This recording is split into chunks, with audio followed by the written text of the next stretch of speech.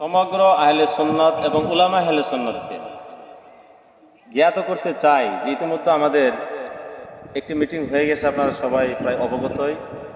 সেই মিটিংয়ের ভিতরে আমরা যা সিদ্ধান্ত নিয়েছি সেটা আপনারা জানেন।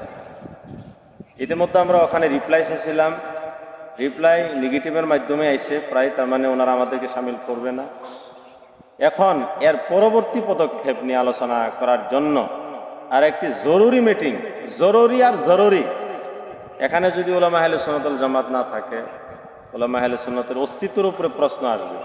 গতিকে আমি প্রতীকেরই জোরে মিন্নতি করছি, হাতে পায়ে ধরে বলছি, আপনারা সকলেই বালাবাড়ি ঈদগাহ ময়দানে আগামী বুধবার বেলা 9টার থেকে আমাদের মিটিং শুরুয়াত হবে। ইনশাল্লাহ আপনারা সকলেই দলে দলে ওখানে উপস্থিত থাকবেন। ইনশাল্লাহ আমরা ওখানে শান্তি সম্প্রীতির আলোচনা করব।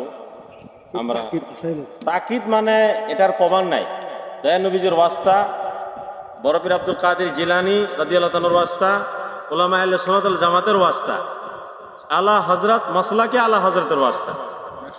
যদি এর পরে আহলে সুন্নাত ওয়াল জামাত জিন্দা না থাকে, এর জিম্মেদার এই সময়ের আমরা যিনারা উলামায়ে কেরাম রয়েছি আমরা হব, এবং কিয়ামতের দিন আমরা কেউ দয়া রাসূল সাল্লাল্লাহু আলাইহি সাল্লামের সম্মুখে হাজির হওয়ার ক্ষমতা আমাদের হব না, আমরা চেহারা দেখাতে পারবো না।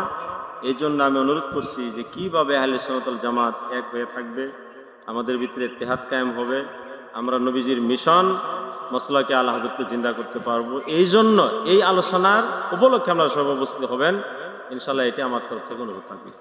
এই আমাদের খলিফা সাহেব আছে, মুহাদ্দিস সাহেব, আমাদের মুকিবুর সাহেব, নাজির হুজুর, অনেক উলামায়ে কেরাম এখানে আছে, সকলকে দেখানো সম্ভব।